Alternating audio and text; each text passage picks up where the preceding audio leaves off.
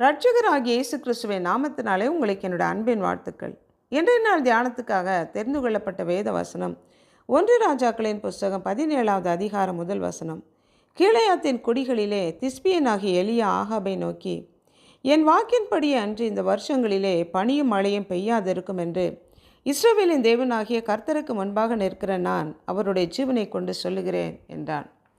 இஸ்ரவேலின் ராஜாவான ஆகாப் அவன் மனைவியாகிய ஏசபேலும் ஜனங்களை யெகோவா தேவ வணக்கத்திலிருந்து வழிவிலகச் செய்து ஜனங்களை பாகால் வணக்கத்திற்கு வழி நடத்தி தேசத்திலே மழையையும் பனியையும் பாகால் தான் வர்ஷிக்க பண்ணுவதாக தவறான போதனை செய்து வழி நடத்தி வந்ததினால எலியா தீர்க்கதரிசி கர்த்தருக்காக வைராக்கியம் கொண்டு, என்னுடைய வார்த்தையின்படியே அல்லாமல் தேசத்திலே பனியும் மழையும் பெய்யாது என்று இஸ்ரவேலின் தேவனாகிய கர்த்தருக்கு முன்பாக நிற்கிற நான் அவருடைய ஜீவனை கொண்டு சொல்லுகிறேன் என்று சொன்னான்.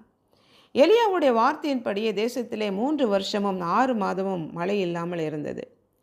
எஜமானுக்கு முன்பாக நிற்கிற ஊழியக்காரனைப் போல, கர்த்தருடைய வார்த்தையை நிறைவேற்ற தயாராக இருக்கும் வேலைக்காரனைப் போல கர்த்தருக்கு முன்பாக நிற்கிற நான் என்று எலியா தீர்க்கதரிசி சொல்லுகிறான்.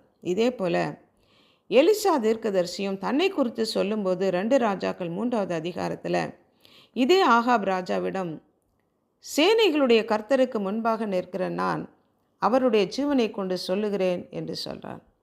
2 பேருமே தேவனுக்கு முன்பாக நிற்கிறவர்கள் தேவன் சொல்லுகிற காரியத்தை நிறைவேற்றுவதற்காக. காபிரியேல் தூதன் யோவானுடைய பிறப்பை குறித்து சகரியாவிடம் சொல்லும்போது, தேவ சன்னதியிலே நிற்கிற காபிரியேல் தூதன் என்பவன் நான், உன்னுடனே பேசவும் உனக்கு இந்த நற்செய்தி அறிவிக்கும் அனுப்பப்பட்டு வந்தேன் என்று சொன்னான். தேவனிடத்திலிருந்து செய்தியை பெற்று தருகிற காபிரியேல் தூதன் தேவனுடைய சன்னதியிலே தேவனுக்கு முன்பாக நிற்பவன். எலியா எலிசா இருவருமே கர்த்தருக்கு முன்பாக நின்றது போல நாம் ஒவ்வொருவரும் கர்த்தருக்கு முன்பாக நிற்க வேண்டியவர்கள். கர்த்தர் நமக்கு சொல்லும் வார்த்தைகளை கேட்டு அதன்படி நடக்க அழைக்கப்பட்டவர்கள், அழைப்பை பெற்றவர்கள். நம்மை படைத்த தேவன் நமக்காக ஜீவனை கொடுத்து நம்மை மீட்டு கொண்டாரே, அவருடைய வார்த்தையின்படி நடக்க அழைக்கப்பட்டவர்கள், நடக்க வேண்டியவர்கள்.